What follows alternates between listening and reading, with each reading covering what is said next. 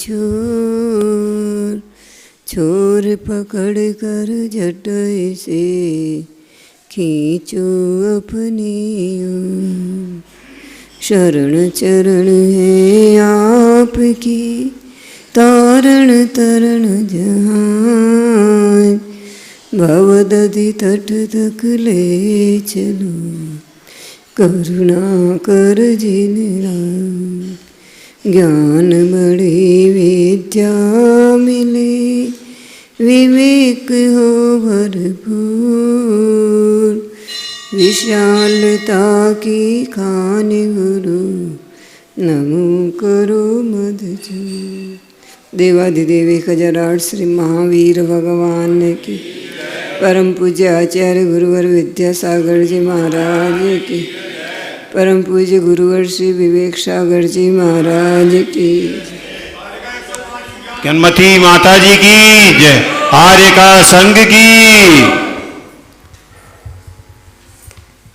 इस संसार में जितने भी रिद्धि सिद्धियां हैं, अलौकिक शक्तियां हैं, वो सब तप का फल है। जितने भी मुनि महाराज को ऐसी शक्ति प्रकट होती है कि उनके शरीर का मल, शरीर का मूत्र, उनके शरीर का पसीना, उनके शरीर के नाखून, उनके शरीर का मांस, उनके शरीर का वीर्य, उनके शरीर का मल औषधि रूप परिणत हो जाता है। वो औषधि बन जाता है उनके तप के प्रभाव से।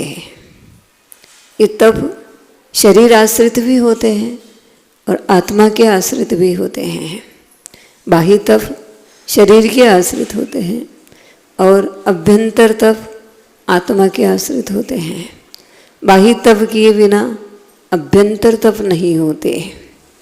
जब तक बाह्य तप नहीं होगा तब तक अभ्यंतर तप नहीं हो सकता, क्योंकि पात्र के गर्म हुए बिना अंदर का सामान गर्म नहीं होता। ये पात्र है, ये शरीर है। इस शरीर से जब तप किया जाता है तो आत्मा के ऊपर, जब शरीर को क्रश किया जाता है तो आत्मा की अंदर उथल पुथल मच जाती है। लोग कहते बाह्य तप कुछ भी काम के नहीं है, बाह्य तप कुछ काम के हो या नहीं हो, लेकिन बाह्य तप के बिना अभ्यंतर तपों की सिद्धि नहीं होती है। इन अभ्यंतर तपों के माध्यम से मोक्ष की प्राप्ति होती है और अंतिम समय तक तप होता है। केवल भगवान भी तप करते हैं, करते नहीं हैं, उनके तप होता है। अरहंत भगवान के, अयोग केवली भगवान के भी तप होता है। और आप और हम तो क्या तप कर पाते हैं, लेकिन उन भगवान के भी तप अंतिम साधन है जिसके माध्यम से कर्मों की निर्जरा होती है। तपसा निर्जरा च, तप के माध्यम से संवर भी होता है और निर्जरा भी होती है। कर्म की निर्जरा करना है तो तप करना बहुत अनिवार्य है। और जब किसी को रिद्धि सिद्धियाँ होती है और उनकी रिद्धि सिद्धियों को हम देखते हैं तो ऐसा लगता है कि अपने को भी ऐसी रिद्धि सिद्धियाँ प्राप्त हो जाए, हमारे को भी ऐसी शक्ति मिल जाए कि हम भी इस प्रकार से जानने लग जाए, आगे पीछे की जानने लग जाए, इधर की जानने लग जाए, उधर की जानने लग जाए। ऐसी भावनाएं होती हैं, लेकिन ऐसी भावना होने मात्र से तप की सिद्धि नहीं होती। तप करने के लिए पहले छिलके उतारने जरूरी होते हैं। जब लालिमा मिटानी होती है तो चावल की लालिमा मिटानी है तो छिलके उतारना आवश्यक होता है। तो एक व्यक्ति था, उसको सांप ने काट लिया था। सांप जानते हो तुम लोग? हैं, देखे भी हैं? गजब के आदमी हो, तुमने सांप भी देखा है? तो कहाँ, अजायब घर में देखा है क्या कि सर्कस में?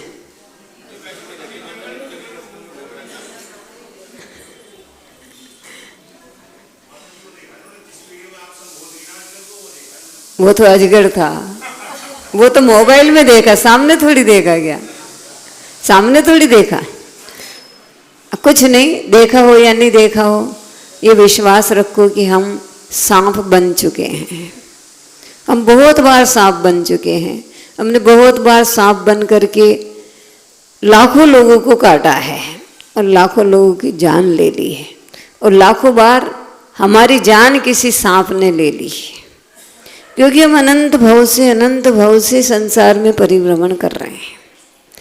आज से नहीं हैं, हम अनंत काल से हैं, और अनंत काल से इस संसार के एक जन्म से दूसरे जन्म, एक भाव से दूसरा भाव, दूसरा भाव, तीसरा भाव, चौथा भाव, कभी आंख बंद करके अनुमान लगाने लगते हैं तो थाई भाव कहाँ तक चला जा रहा है और कैसा कैसा हमारा भाव है। मैं माता जी को कहने वाली थी कि आप सामायिक करवाती हो, सब महाराज का ध्यान करवाती हो, सुकमाल का, सुख असल का, कभी इन लोगों को महाराज बना दिया करो। सभी कभी सामायिक में इनको महाराज बना दिया करो कि हम महाराज बन चुके हैं, हमने पूरे परिग्रह का त्याग कर दिया, नग्न दिगंबर जैसे हम जन्मे थे वैसे ही हमारा ये शरीर संस्कार से रहित है, श्रृंगार से रहित है, वस्त्र से रहित है, आभूषण से रहित है।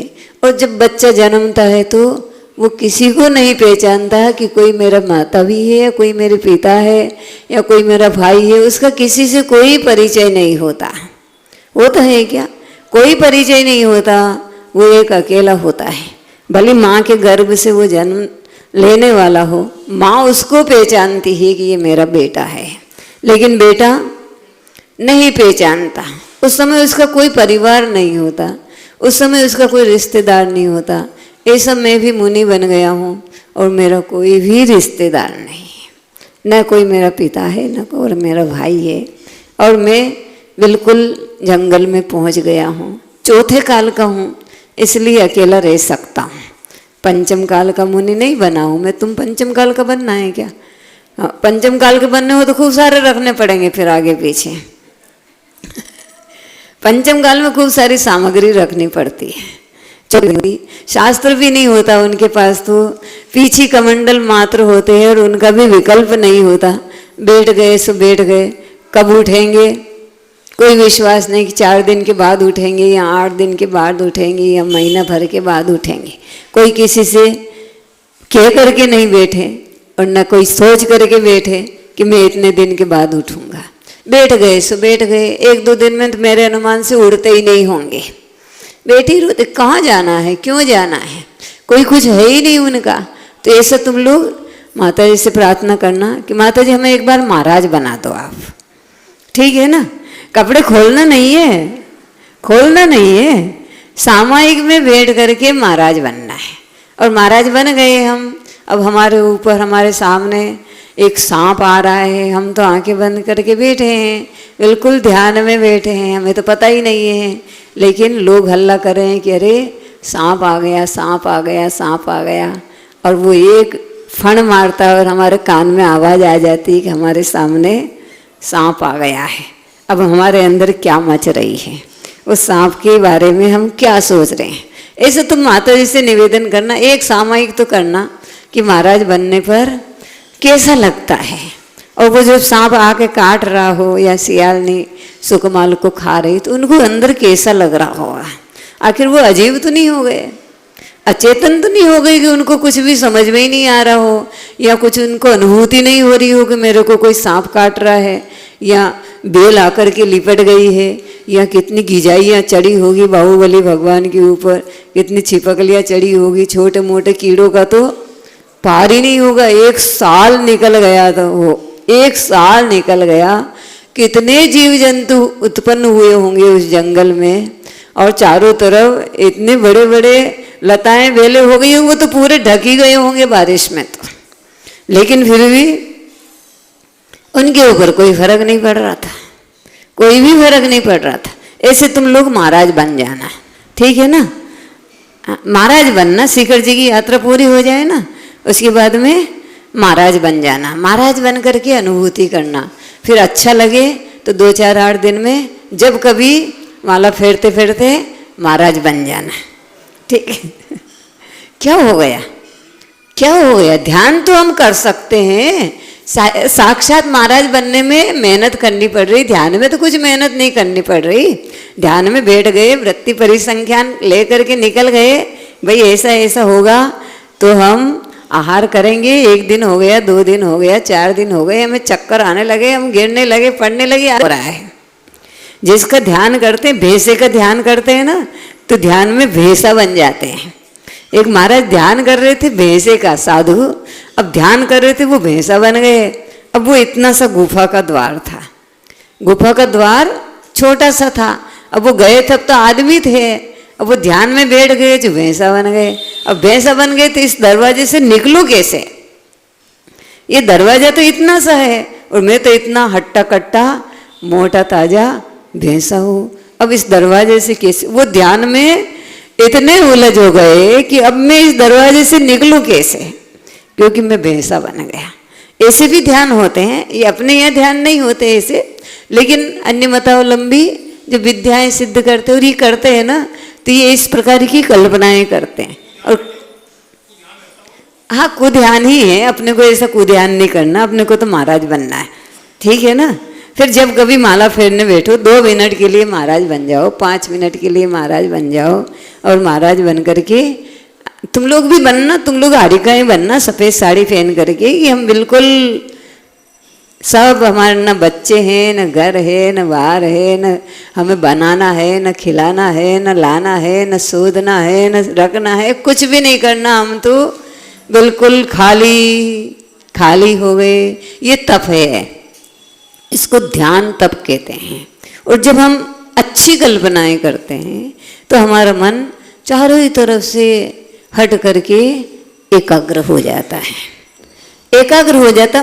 लोग की कल्पनाएं भी करो ना, कभी शादी होनी होती है और हम बैठ गए कल्पना करके हमारी बेटी की शादी हो रही है, तो कितने लीन हो जाते हैं कि पास में कोई आया भी हो तो हमें दिखता ही नहीं है।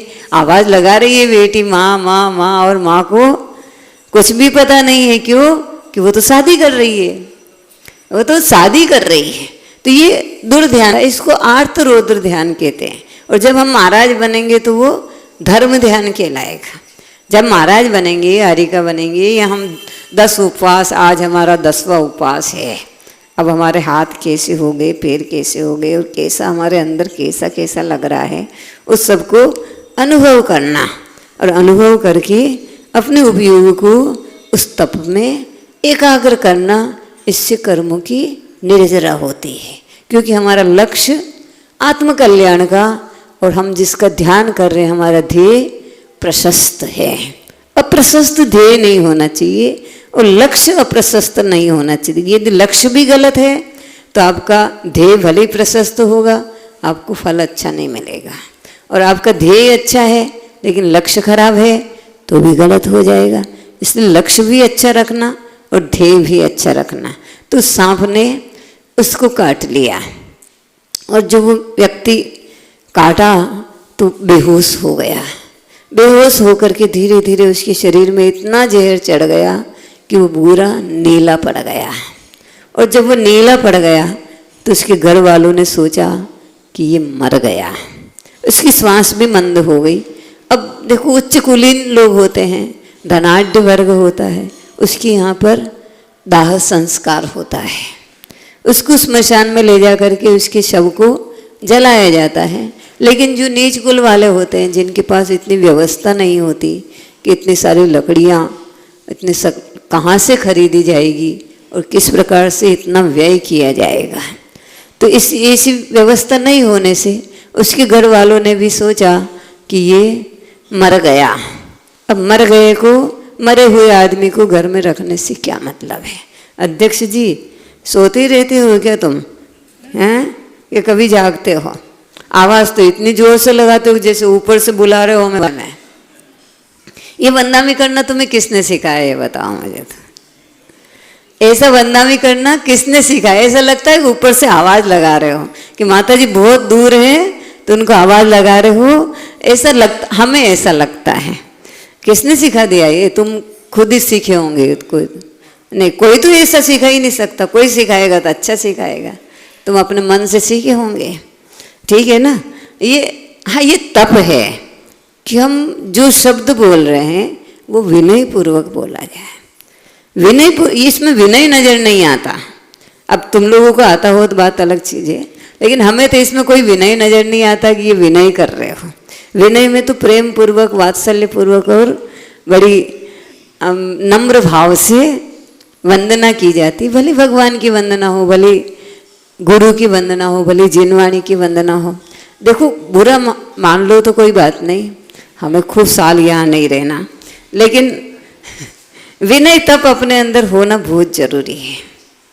विनय बहुत बड़ा तप है, और विनय करना अपने अहंकार को धूल में मिलाना है। जब तक अहंकार समाप्त नहीं होता तब तक विनय तप नहीं आ सकता। विनय करने के लिए अहंकार समाप्त करना जरूरी होता है। तो वो घर वाले सोचते हैं कि अब इस मरे हुए आदमी को घर में रखने से क्या है, ये तो संसार की रीति है। जब तक हमारा स्वार्थ पूरा होगा हम उस आदमी को अपने घर में रखेंगे, और जैसे स्वार्थ करे वो कितना भी लायक हो वो नालायक हो जाता है। क्या काम का? जब कुछ काम ही नहीं कर रहा है, हमारी कोई विषयों की पूर्ति नहीं कर सकता है, तो क्या काम का? कुछ भी नहीं। ब्रह्मचारी जी बन जाए और दुकान पे बैठना बंद कर दे तो कहते अब जाओ, तुम काहे को रह रहे हो? जाओ क्यों कहते हैं? मोह छूट गया इसलिए नहीं, अब तुम हमारे लिए भार हो गए। तुम कमाते तो हो नहीं, दुकान पर जाते नहीं हो, और रोटी का खर्चा हम रोज रोज कब तक करते रहेंगे, इसलिए तुम जाओ महाराज बन जाओ। अब ब्रह्मचारी बने हो तो अब तुम महाराज बन जाओ, अब घर में रहने की तुम्हें आवश्यकता। और वही ब्रह्मचारी यदि कमाता रहता है, दुकान पे बैठा रहता है, तभी 2-4 साल रुक जाओ, चले जाना। नहीं मैं तो अब जा रहा हूँ। अरे रुको, 2-4 साल रुक जाओ, बहन की शादी हो जाए फिर चले जाना। क्यों? हाँ, ब्रह्मचारी जी कमा रहे हैं ना, ब्रह्मचारी जी कमा रहे हैं तो काम के हैं। जब कमाना बंद कर दे तो नाम के हो जाते, और नाम के हुए तो अब बाहर हो जाओ। क्या हो गया? तपस्या कर रहे हो क्या? है कुछ आ गया है क्या? तो हाथ लग गया तो तब कर लेते कि यही तो तब है कि हाथ लग गया, ये चोट मेरी है ही नहीं, मेरे को अब कल तो उन महाराज को इतने सारे चोटें लग गई थी, इतने कीड़े लग गए थे, कितने कीड़े काट रहे थे, तो भी महाराज चुपचाप।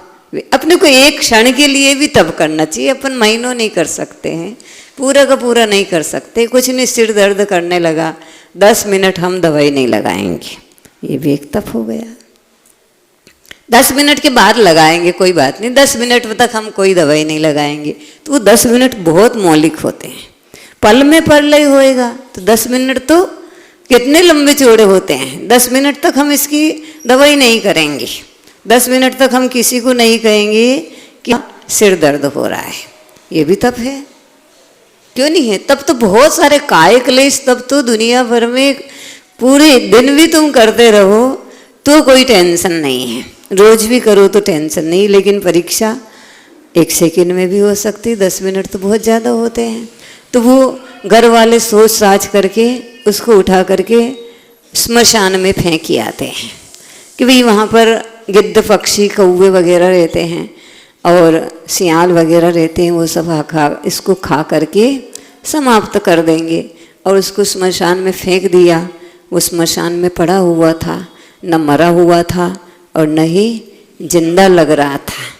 मरा हुआ नहीं था लेकिन जिंदा नहीं लग रहा था, क्योंकि हलन चलन सब बंद था और उसको जहर का बहुत प्रभाव उसके शरीर पर पड़ चुका था, इसलिए वो एक मूर्छित था और वो डला हुआ था। वहाँ पर योग था, पुण्य का उदय होगा उसका, इसलिए कोई पशु पक्षी ने आकर के उसको छेड़ा नहीं था।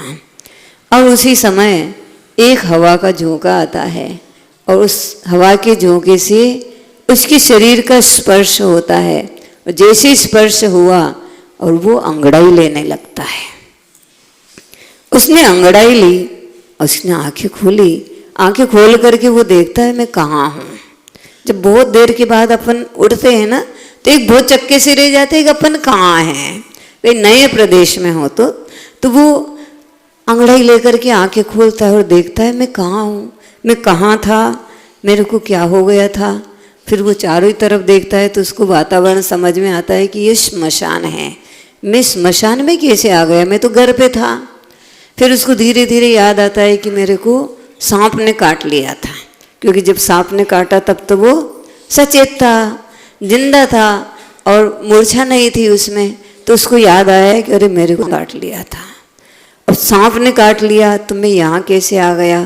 तो फिर वो अनुमान लगाता है कि शायद मैं मर गया होऊंगा, घर वालों ने मुझे मरा हुआ समझा होगा, इसलिए उन्होंने यहाँ ला करके मुझे पटक लिया। अब मैं जिंदा कैसे हो गया, मेरा जहर कैसे उतर गया, मैं स्वस्थ कैसे हो गया। वो ऐसे दिमाग में उसकी बातें चक्कर लगा रही थी कि मैं ठीक कैसे हो गया, अपने आप ठीक कैसे हो गया, कोई औषधि तो करवाई नहीं यहाँ पर। तो फिर वो सोचता है कोई न कोई कारण इधर उधर होना चाहिए जिस कारण से मैं ठीक हो गया। उठता है और उठ करके उस श्मशान में चक्कर लगाता है कि आखिर मैं ठीक कैसे हो गया। और वो चक्कर लगा रहा था और वहीं पर एक स्थान पर मुनि महाराज विराजमान थे। मुनि महाराज ध्यान में बैठे थे। वो भी बैठ जाता है और सोचता है शायद इन्होंने मुझे ठीक कर दिया हो, यही ध्यान से उठ करके वहाँ आए हो और मेरे को पीछे फेर दी हो। और सुना है कि ये जैन साधु संत होते बहुत दयालु होते हैं, इनके अंदर करुणा होती है, ये सबका हित करने वाले होते हैं, इनके अंदर सब जीवों को सुख देने की भावना रहती है, तो शायद इन्होंने मुझे ठीक कर दिया हो। और वो बैठ जाता है, हाथ जोड़ लेता है और बैठा रहता है, देखता रहता है उनकी शांत मुद्रा को।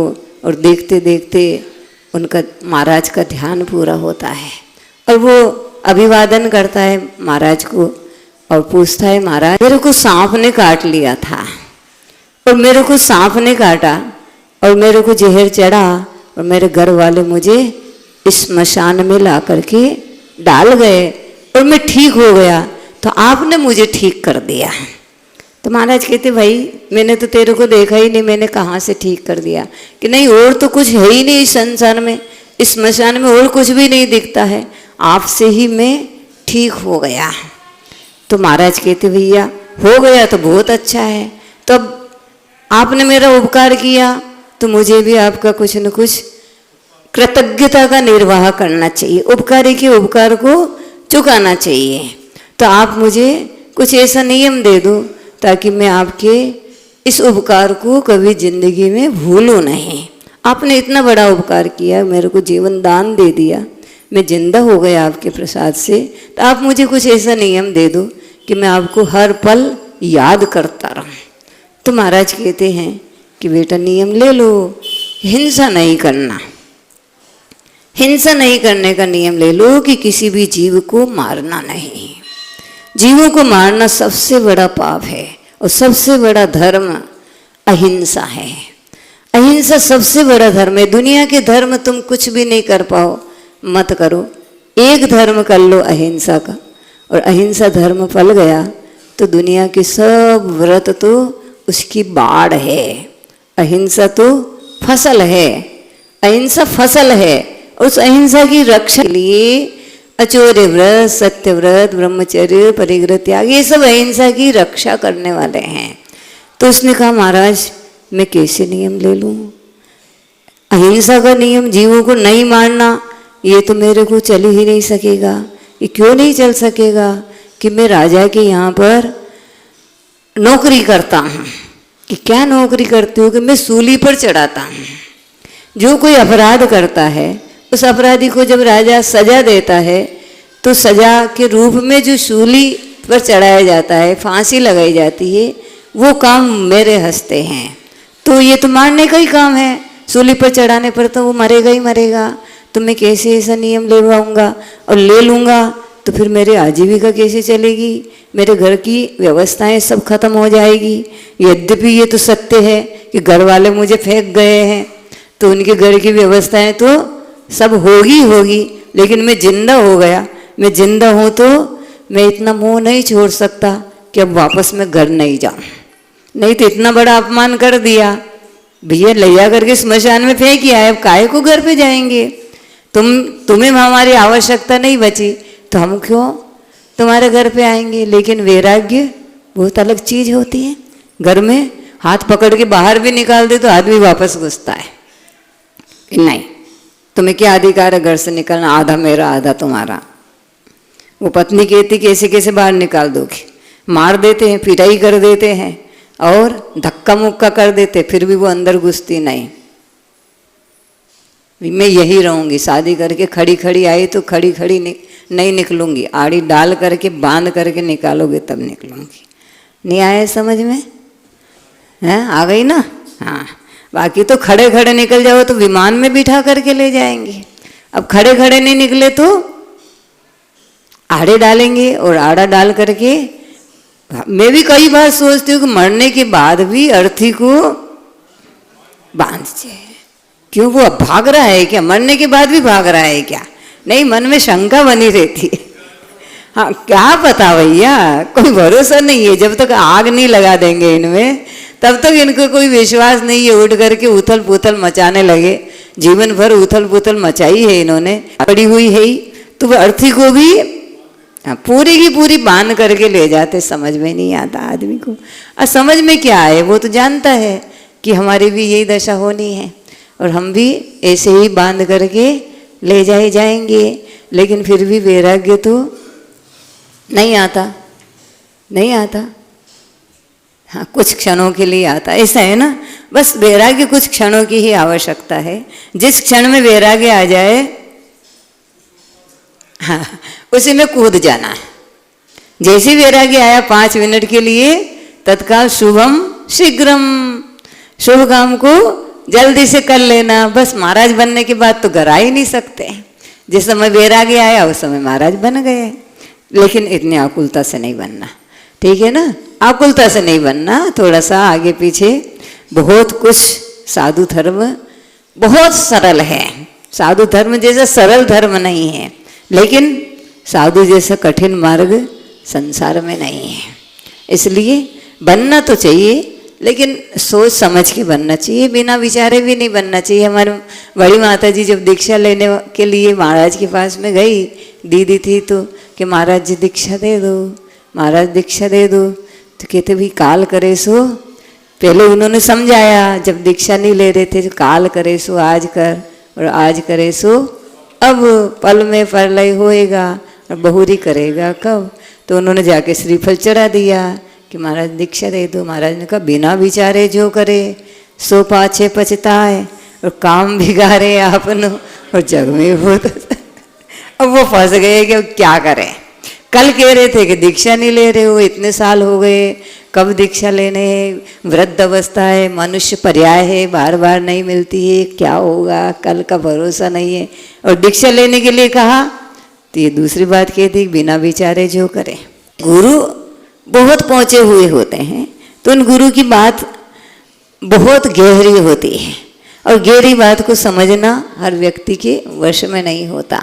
और वो महाराज से कहता है, महाराज आपकी आज्ञा का पालन मैं करूँगा, और आपके कहने से मैं ले भी लूँगा नियम, तो मेरा नियम नहीं टूटेगा। लेकिन फिर भी मैं सोचता हूँ कि नहीं, आप मुझे कुछ इसमें मतलब हाँ थोड़ा सा कम कर दीजिए, ताकि मैं नियम को अच्छी तरह से पाल पाऊँ। तो महाराज ने कहा ठीक है, 14 के दिन का नियम ले लो।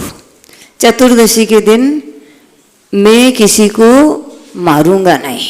हमारा तुम्हारा है क्या नियम कि 14 के दिन हम किसी को नहीं मारेंगे? हम किसी को मारते ही नहीं है, हम किसी को मारते नहीं हैं, हम किसी को भी नहीं मारते हैं। लेकिन मौका आ जाए तो है छोड़ते नहीं हैं। कैसे आदमी हो? ये देखो तुम्हारे मंत्री जी कहलाते क्या, महामंत्री जी हैं, संयोजक जी कह रहे कि मौका आ जाए तो छोड़ते नहीं है। ऐसा नहीं करो, या जैनत्व को नहीं ले जाओ। भले ही मौका आए और हमारे प्राण भी जा रहे हो, हम फिर भी किसी जीव को नहीं मारेंगे। संकल्प पूर्वक देखो, हमारे से मर जाए वो अलग चीज है, हम मारे वो अलग चीज है। हाँ नहीं, भाव नहीं, द्रव्य से भी नहीं मारेंगे। हम कभी अपने हाथ से चूहे मारने की दवाई नहीं रखेंगे। रखेंगे क्या? हम अपने हाथ से चूहे मारने की दवाई नहीं रखेंगे, हम अपने हाथ से चींटियां मारने की दवाई नहीं रखेंगे, खटमल मारने की दवाई नहीं रखेंगे। वैसे कई जैनी लोग कर लेते हैं ऐसा, जो ना समझ होते हैं, जिनको धर्म मालूम नहीं होता है, वो ऐसा कर लेते हैं, लेकिन ऐसा जैनी करता नहीं है। इसलिए ये मत कहना कभी कि हम मौका आ जाए तो छोड़ते नहीं, होगा नहीं, हमारे प्राण की भी बाजी देनी पड़े तो भी हम किसी जीव को नहीं मारेंगे, नहीं मारेंगे, क्योंकि हम जैन कुल में उत्पन्न हुए हैं और हमें इस मनुष्य पर्याय को व्यर्थ नहीं गंवाना है। अब तो आज नियम ले लेना सब लोग कि हम किसी भी जीव को संकल्प पूर्वक नहीं मानेंगे, भले कुछ भी हो जाएगी हमारी जिंदगी और हमारा घर भी लूट ले कोई और पूरी संपत्ति भी नष्ट हो जाए, हम किसी जीव को मारेंगे नहीं।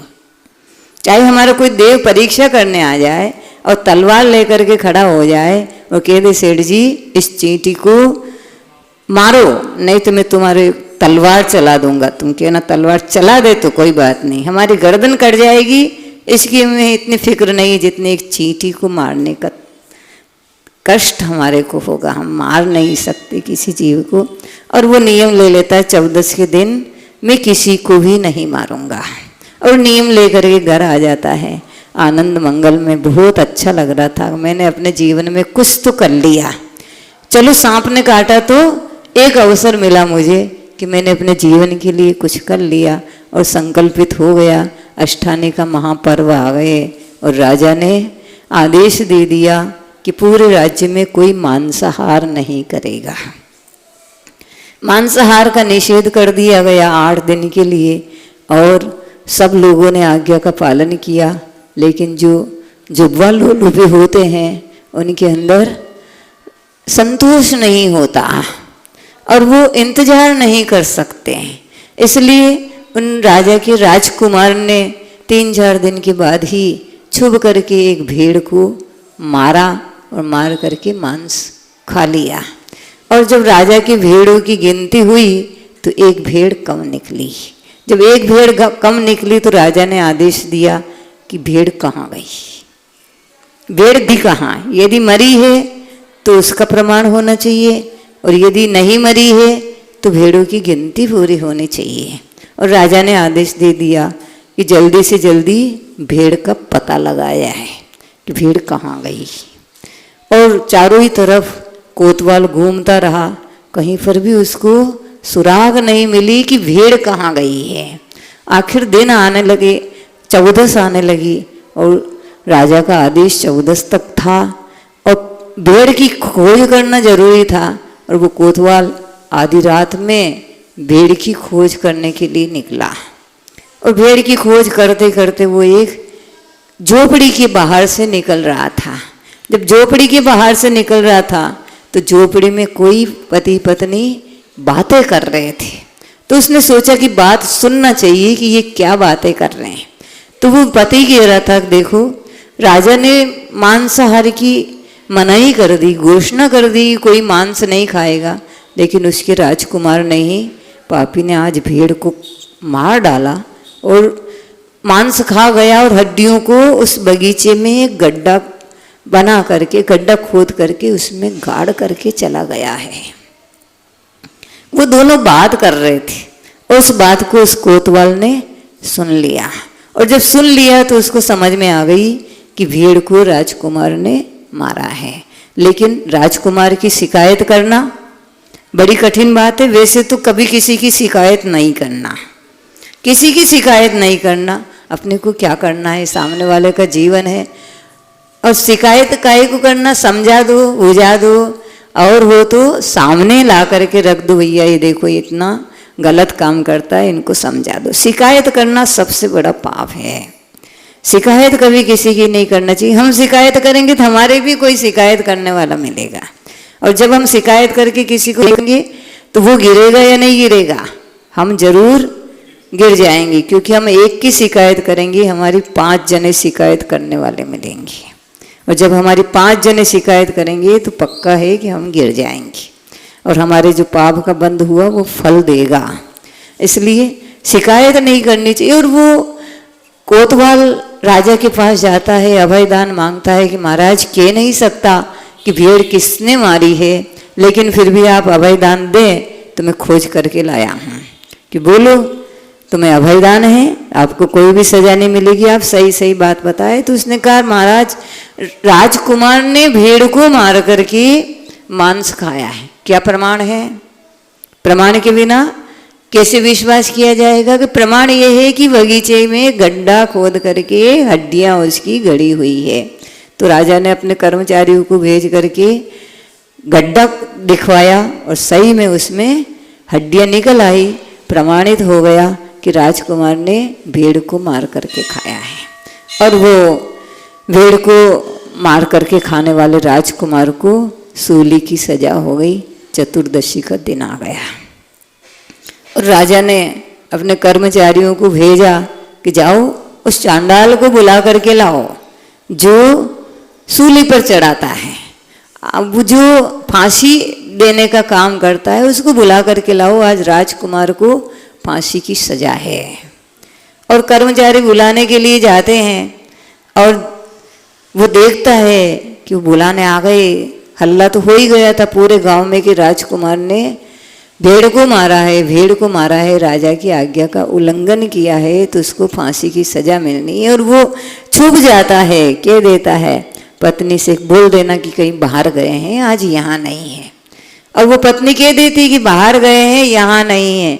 तो वो कर्मचारी कहते कि असफल आदमी है, भाग्यहीन है, उसके भाग्य में कुछ लिखा ही नहीं है, इतने लोगों को फांसी दे चुका, कुछ भी नहीं मिला, आज फांसी देता तो कोई मजा आता कि क्या मजा आता। अरे राजकुमार के वस्त्र आभूषण जरी के बने हुए और हार और स्वर्ण और जो रत्नों से निर्मित पूरे पूरे आभूषण मिलते, जिंदगी भर की दरिद्रता खत्म हो जाती। कैसा भाग्यहीन आदमी बाहर चला गया। और वो पत्नी उसको बता देती है कि अंदर हैं और वो बाहर निकाल लेते हैं उसको और राजा के पास ले जाते हैं। राजा से कहते हैं महाराज ये है, ये आ नहीं रहा था। कि बोलो भाई क्यों? कि महाराज मैं आज किसी को नहीं मारूंगा, आज मैं किसी को भी नहीं मारूंगा, मेरा नियम है चतुर्दशी के दिन मैं किसी की जान नहीं लेता हूँ।